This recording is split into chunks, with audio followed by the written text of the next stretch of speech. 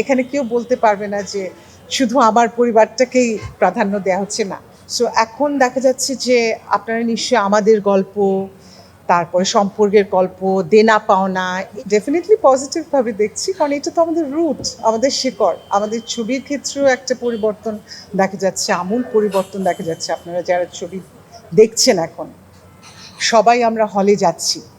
একটা সময় ছিল একটা গ্রুপ অফ পিপল আমাদের, তারা ছবিতে যেত, এরপরে আর আমাদের যাওয়ার ঠিক আমরা রিলেট করতে পারতাম না যে বিষয়বস্তুগুলো নিয়ে ছবি নির্মাণ করা হতো। কিন্তু এখন সেখানে একটা চেঞ্জ এসছে। নাটকের ধারাবাহিকের একটা সময় ধারাবাহিক একদম, আমি যে বললাম আমি মাত্র এই একটি ধারাবাহিকে কাজ করছি বলতে গেলে।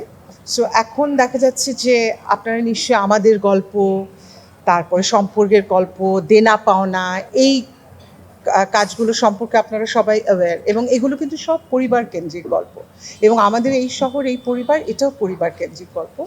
আশা করি আপনাদের ভালো লাগবে।